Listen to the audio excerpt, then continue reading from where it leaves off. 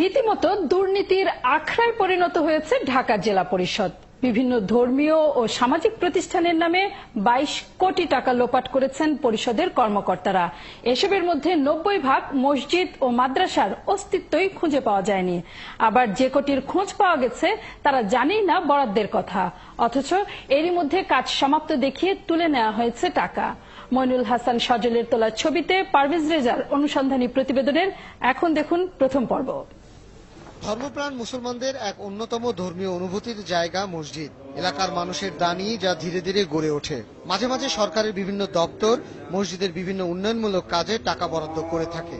2013-14 অর্থ বছরে ঢাকা জেলা পরিষদের নিজস্ব তহবিল থেকে দেয়া বরাদ্দের তালিকায় দেখা গেছে ঢাকার কল্যাণপুরে 4টি মসজিদে প্রত্যেকটিকে 1 লাখ করে টাকা বরাদ্দ দেওয়া হয়েছে এবং এই কাজ সমাপ্ত হয়েছে বলে মন্ত্রণালয়ে দেয়া প্রতিবেদনে বলা হয়েছে। কিন্তু ঢাকা 14 আসনের মসজিদের তালিকা থেকে জানা যায় এখানে মোট 182টি মসজিদ রয়েছে, যার মধ্যে কল্যাণপুরে আছে 12টি মসজিদ।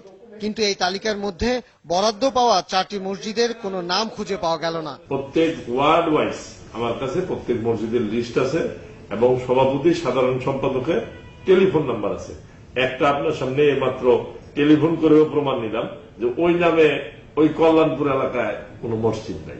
একই সাথে মিরপুর 1 নম্বরে 10টি মাদ্রাসা ও এতিমখানায় 2 লাখ করে টাকা বরাদ্দ দেওয়া হয়েছে, যার কোনোটিরই অস্তিত্ব নেই।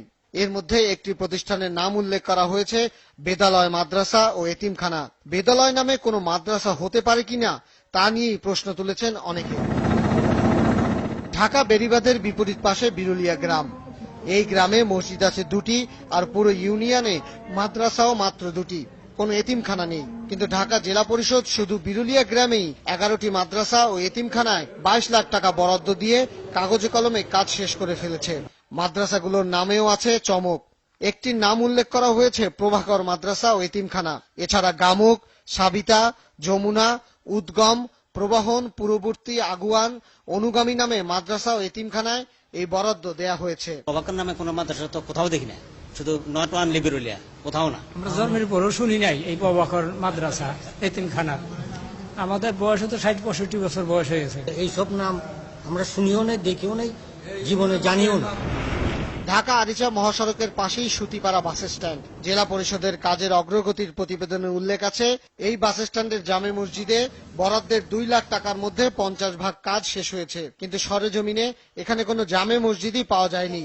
একটি 12 ফুটের কক্ষ আছে যা নামাজের স্থান হিসেবে তৈরি করা।